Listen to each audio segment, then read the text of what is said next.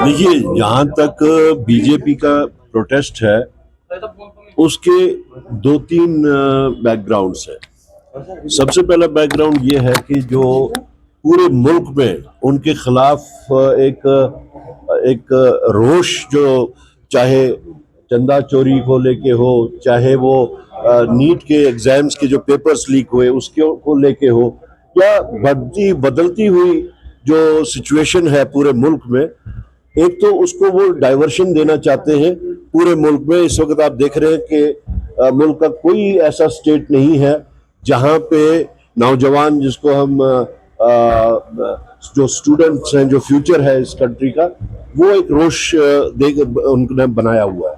तो उसको डाइवर्शन का एक ये है।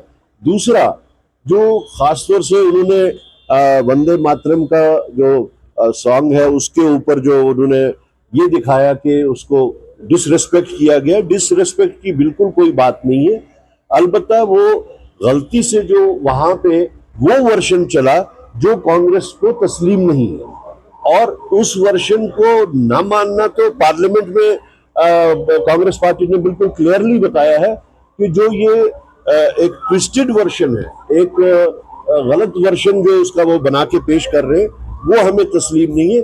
तो इस वक्त ये एक डाइवर्शनरी टैक्टिक्स के तहत बीजेपी की ये जो फ्रस्ट्रेशन है वो सामने आ रही है। तो ये जिस तरीके से वो यहाँ आए एक हमलावर की तरीके से, तो हमने उसकी कंप्लेंट दर्ज कर दी हुई है कि प्रोसेशन तो कोई भी हो सकता है, प्रोटेस्ट किसी भी चीज पे हो सकता है, लेकिन जिस तरीके से उन्होंने हमला किया, प्रोटेस्ट का भी एक तरीका होता है, उसके बारे में हमारे ऑफिस ने कंप्लेंट दर्ज कर दी हुई।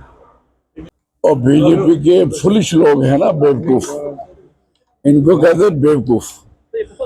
कोई पूछे इनको किस बात का प्रोटेस्ट किया, आपको क्या पता, आपको क्या सुनाई क्या दे रहा था कि वो वंदे मातरम बंद करने का? पागलों क्या, वंदे मातरम प्रोडक्शन किसकी है, पैदावार किसकी है, और इसको अगर किसी ने रूप दिया तो कौन है वो? कांग्रेस पार्टी तो है।